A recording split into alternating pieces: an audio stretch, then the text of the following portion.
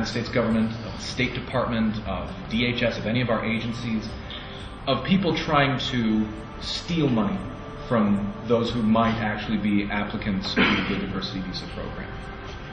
It's almost impossible to get rid of them. They sprout up. You cut down one and you bring up three more, and it goes on and on. Alors, j'ai des conseils de la part du consulat ici à Casablanca. N'utilisez pas les organisations qui prétendent de accélérer ou de faciliter le processus de gagner la loterie. Bonjour à tous, la campagne de loterie Green Card commence ce soir, celle de 2013, et j'ai le plaisir de recevoir le vice-consul, Mr. Max Stoneman, qui est le vice-consul au consulat des États-Unis à Casablanca. Max, how are you? I'm well, how are you doing? Je vais vous parler en français. Donc, première question, la campagne commence ce soir. Est-ce qu'il y a une différence entre la campagne qui commence ce soir et les autres précédentes? Vraiment, il n'y a pas de différence grande. C'est juste les conseils de notre part pour faciliter l'application pour la diversité.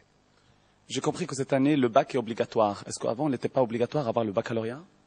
Alors, ça c'était toujours obligatoire. Sinon, il y a des gens, sont peu, mais des gens qui ont des occupations, qui ont besoin d'une préparation considérable. Mais ça, c'est un secteur qui est très difficile à arriver pour la majorité des gens. Donc, le bac, c'est le plus facile, c'est le plus commun voie pour gagner la visa de la loterie. Pour les personnes qui gagnent la loterie et qui parlent pas du tout anglais, est-ce que c'est bien d'avoir le bac parce qu'au moins ils partent avec des bagages, parce que c'est dommage qu'on a vu des gens qui ont gagné la loterie et qui parlent pas les langues et qui viennent on va dire un peu de la campagne.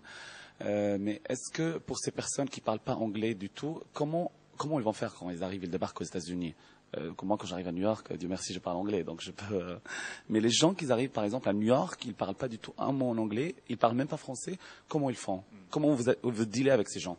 Les gens qui ont choisi d'aller aux États-Unis, de faire l'immigration aux États-Unis, il reste à chacun la responsabilité de se préparer, de se qualifier pour vivre, pour avoir de réussite aux États-Unis. Donc, la préparation de la langue, c'est très important pour savoir les obstacles, les challenges qui vont être là aux États-Unis. Donc, il faut se préparer, sans doute.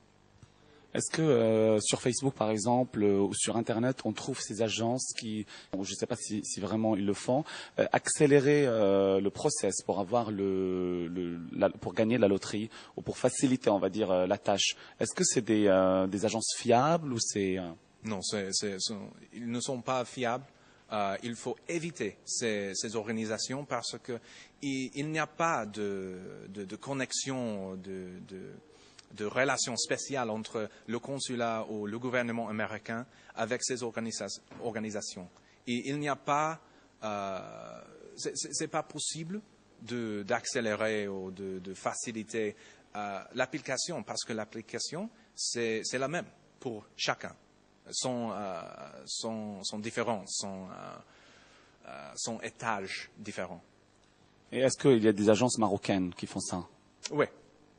Oui, il y a ici des agences marocaines qui prétendent d'accélérer les applications. Est-ce que la loi marocaine ne peut rien faire pour les arrêter ou? Non, c'est difficile parce que de temps en temps, ces organisations, ils fournissent des services comme remplir l'application, joindre le dossier, mais vraiment, c'est dangereux pour les gens parce que si ces organisations font de fautes dans l'application, c'est perdu. La chance de gagner le visa. Est-ce que je peux gagner une green card sans passer par la loterie? Moi. Bon courage. Merci beaucoup, Max, and I hope to see you soon. Thank you for your time.